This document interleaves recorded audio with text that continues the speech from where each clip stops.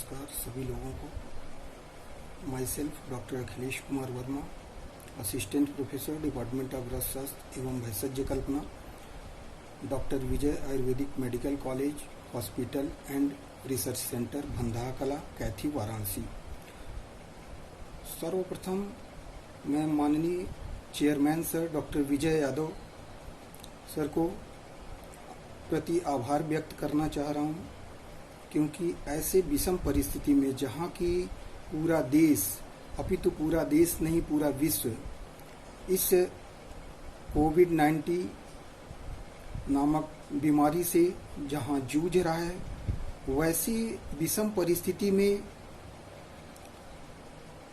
Online के माध्यम से छात्र छात्राओं को जोड़ने का सफल प्रयास रहा है, जिसमें मैनेजमेंट का पूरा सहयोग प्राप्त है।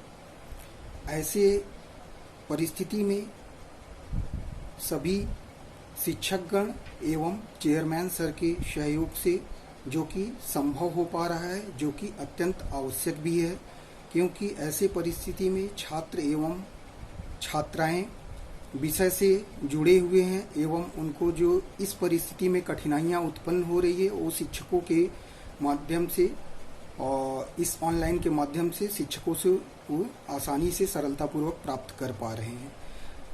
अब हम बात करेंगे कोविड-19 के बारे में, जो कि आज पूरे विश्व में एक चिंताजनक विषय बना हुआ है। कोविड-19 जो कि एक बीमारी के रूप में इसको नाम दिया गया है, जिसका एब्रीविएशन है कोरोना वायरस डिजीज 19, जो कि कोरोना वायरस से फैलता है, संक्रमित करता है। कोरोना वायरस जो कि एक फैमिली है, यही कोरोना वायरस सार्स के रूप में, मर्स के रूप में पहले भी महामारी का। इस वीडियो में हम बात करेंगे कि कोविड-19 बीमारी को हम आयुर्वेद के परिप्रेक्ष्य में कैसे देखते हैं। आयुर्वेद जहां कोविड-19 के बारे में कहा जा रहा है कि पर्सनल हेल्थ, सोशल डिस्टेंसिंग ही सबसे बड़ा उपचार है, जो कि एक प्रिवेंशन के तौर पे इन सब मेजर्स को अपनाया जा रहा है, क्योंकि इसका अभी सफल इलाज संभव नहीं है और कोई अभी वैक्सीन अभी तक खोजा नहीं गया है और दुनिया के साइंटिस्ट इसके वैक्सीन के खोज में और वायरस पे रिसर्च जारी है। तो ऐसी परिस्थिति में हमारा आयुर्वेद, जो कि सिर्फ चिकित्सा शास्त्र ही नहीं है, आयुर्वेद नाम में ही उसकी महत्ता निहित है। आयुर्वेद दो शब्द से मिलके बना हुआ है। आयुष वेद कहा गया है, आयुषो वेद आयुर्वेद है। मीन्स आयुष मतलब जीवन, वेद मतलब ज्ञान, उसका ज्ञान, आयु का ज्ञान। मीन्स हमारे आयु का ज्ञान, या इसको आप लाइफ साइंस कह सकते हैं। यह सिर्फ चिकित्सा शास्त्र नहीं है, इसमें सिर्फ चिकित्सा नहीं बताई गई है, इसमें जीवन जीने के लिए आपको जितनी सारी ज्ञान की, जितनी बातों की ज़रूरत है, सभी इसमें निहित है। इसीलिए आयुर्वेद का अप्रोच केवल शरीर पे नहीं, शरीर और मन पे, इवन आत्मा की भी बात करता है, पुनर्जन्म की बात करता है। इसीलिए आयुर्वेद के अप्रोच को होलिस्टिक अप्रोच कहा गया है। टर्म यूज किया गया है होलिस्टिक अप्रोच। मीन्स यह शारीरिक मानसिक दोनों व्याधियों को या संपूर्ण रूप से एक चिकित्सा का एक शास्त्र है। आयुर्वेद का प्रयोजन बताया गया है। आयुर्वेद के प्रयोजन में ही इसकी विस्तृत या विशालता निहित है। सर्वप्रथम आचार्य चरक ने आयुर्वेद के दो उद्देश्य बताए हैं, जिसमें प्रथम उद्देश्य उन्होंने बताया है स्वस्थस्य स्वास्थ्य रक्षणम, अर्थात स्वस्थ व्यक्ति के स्वास्थ्य की रक्षा करना। मीन्स जो व्यक्ति हेल्दी है, स्वस्थ है, अगर हम उसके स्वास्थ्य का संरक्षण कर लेंगे तो हमें आगे व्याधि होने की संभावना वैसे ही बहुत कम हो जाती है। अगर प्रथम उद्देश्य अगर हमसे पालन नहीं हो पाता है या वो मिसिंग होता है, तभी जो दूसरा उद्देश्य बताया है, आतुरस्य विकार प्रशमनम च, मीन्स जो व्यक्ति डिजीज्ड हो गया है, जिसको व्याधि हो गई है, उसकी चिकित्सा करना। तो कोविड-19 के रिफरेंस में जो प्रथम उद्देश्य है वह पूर्ण रूप से उसको सफल बनाने में, उसकी चिकित्सा में सहयोग प्रदान करता है। मीन्स जो इन्फेक्टेड नहीं है जो कोविड-19 से, वो अपने स्वास्थ्य की रक्षा करके, जो कि स्वास्थ्य की रक्षा करने के लिए हमारे अगर शास्त्र में हम जाते हैं तो चिकित्सा से पहले जो बात आती है वो आहार विहार सद्वृत्त और योग के द्वारा अपने शरीर की रक्षा करने के लिए चरक संहिता में बताया गया है। इवन अगर हम बात करें इस व्याधि के बारे में, जो कि एक संक्रामक व्याधि है, जो कि आज एपिडेमिक, इवन एपिडेमिक नहीं है, पैंडेमिक फॉर्म में आ चुका है, जो कि विश्वव्यापी हो चुका है। तो यह मैं बहुत शालीनता से बताना चाहता हूं कि हमारे आचार्य चरक एवं सुश्रुत दोनों ने इसका वर्णन किया गया है। एक टर्म आया है जनपदोध्वंस, जो कि महामारी को कहा जाता है। एपिडेमिक व्याधियां जो होती है वो जनपदोध्वंस मीन्स बहुत ज़्यादा संख्या में लोगों का विध्वंस करना, मारना, जो कि आज कोविड-19 यही कर रहा है। जो कि हमारे आचार्य ने बहुत विस्तृत रूप से जनपदोध्वंस के बारे में बताया है कि ऐसी परिस्थिति में जल, वायु, देश, काल, ये चारों दूषित हो जाते हैं। ऐसी परिस्थिति में जो भूत आदि, जो कि आज हम वायरस, बैक्टीरिया का नाम देते हैं, उस समय हमारे आचार्यों ने इनको भूत नाम से अलंकृत किया है, इनको भूत नाम दिया है।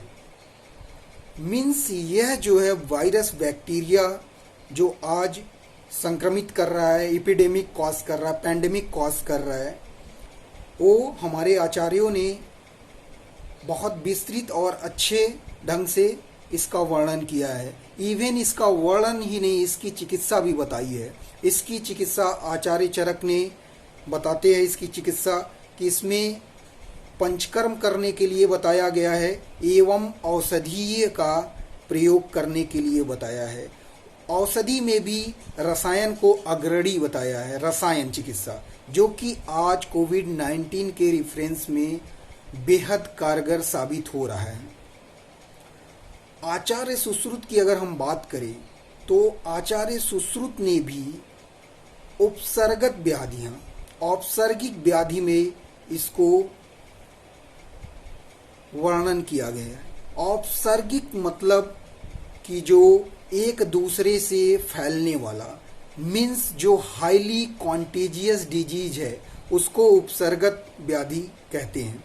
जो कि एक प्रसंग से, एक दूसरे के संपर्क में आने से, उसके साथ सह भोजन करने से, उसके साथ भोजन करने से, उसकी सैया पे बैठने से,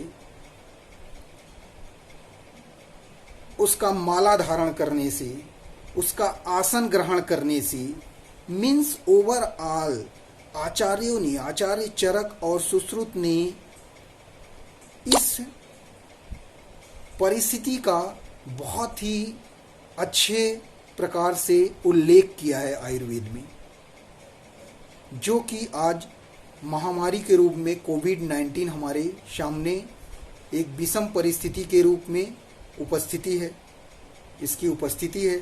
ठीक है, तो ऐसे में हम इसके रोकथाम ही जो कि सबसे बड़ा उपचार है, क्योंकि अभी तक इसका कोई ट्रीटमेंट या कोई वैक्सीन का शोध नहीं हो पाया है। तो ऐसे में हम आयुर्वेद का अनुपालन करके बहुत ही सम्यक प्रकार से इसको सुदृढ़ बना सकते हैं व्यक्ति को, जिससे कि उसको संक्रमण ही न हो।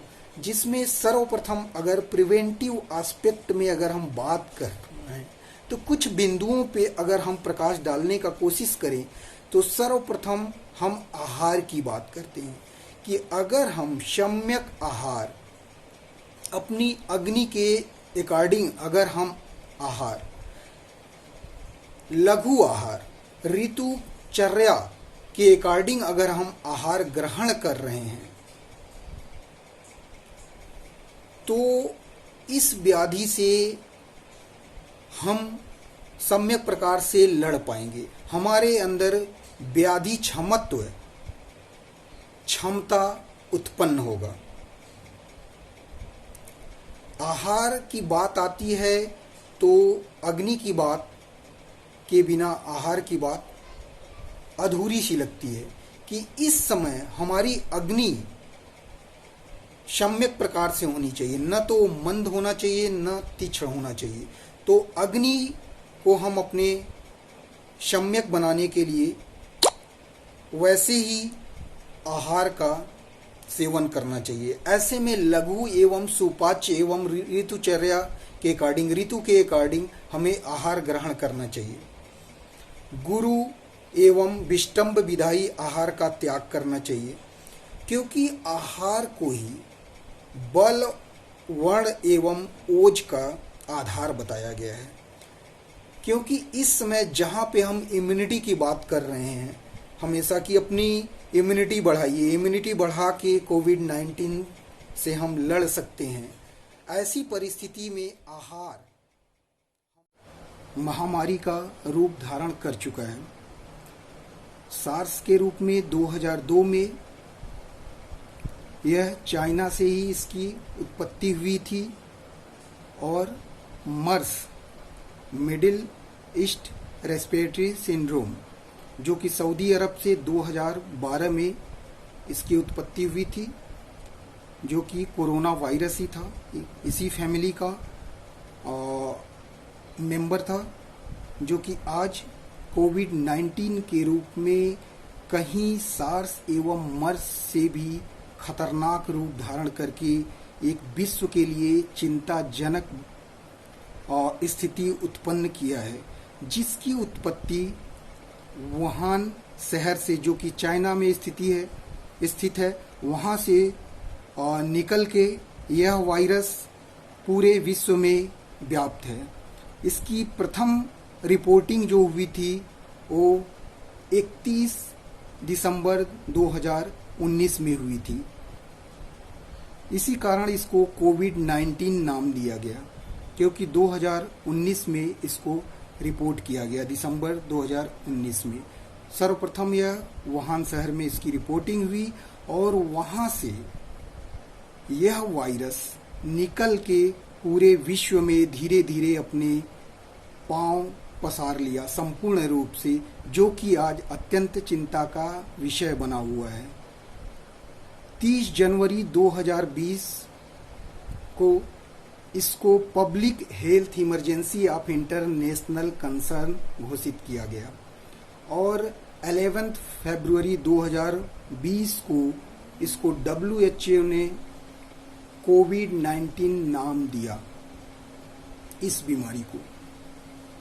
अभी ग्लोबल सिनेरियो पर अगर देखें तो इसका डेटा बहुत ही भयावह है, जो कि अभी 22 लाख के करीब लोग संक्रमित हो चुके हैं इस वायरस से और 1.5 लाख से भी ज़्यादा लोग की मौत हो चुकी है एवं 5.5 लाख से ज़्यादा लोग की रिकवरी हो चुकी है। एक ग्लोबल सिनेरियो का डाटा है और हमारे भारतवर्ष में यह डेटा संक्रमण व्यक्तियों की संख्या 14,000 से ऊपर पहुंच चुकी है एवं मरने वालों की संख्या 500 के करीब पहुंच चुकी है और इसमें तकरीबन 2,000 के लगभग रिकवरी हुई है संक्रमित व्यक्तियों की।